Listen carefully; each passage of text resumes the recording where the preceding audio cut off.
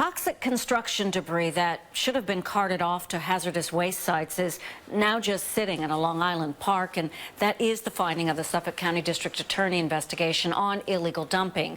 CBS 2's Carolyn Gusoff reports the county dug deep into the soil and found troubling results in the park.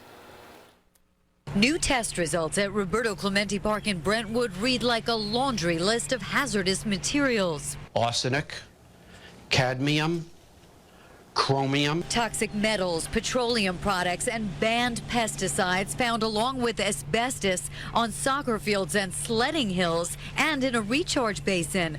The same results are in for illegally dumped demolition debris on a private lot in central Islip.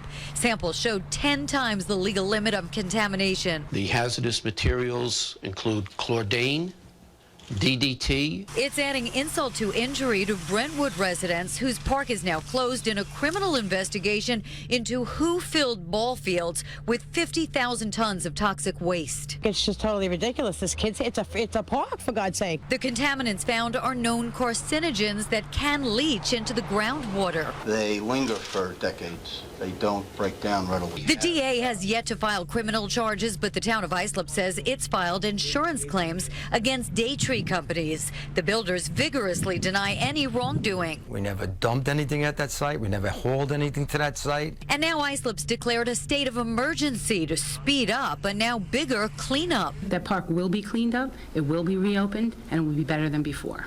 But residents have new worries. My kid goes there. All of my nephews go there, so now we got to go get them checked out. Are we breathing this stuff in? How long have we been breathing it in? They may have been placed at risk. That does not mean that they are. The DA's not naming names, but says the same contractor is tied to all 5 locations it's now investigating. Meanwhile, the town of Islip is testing all of its parks and says this park, Roberto Clemente, may not reopen till the fall.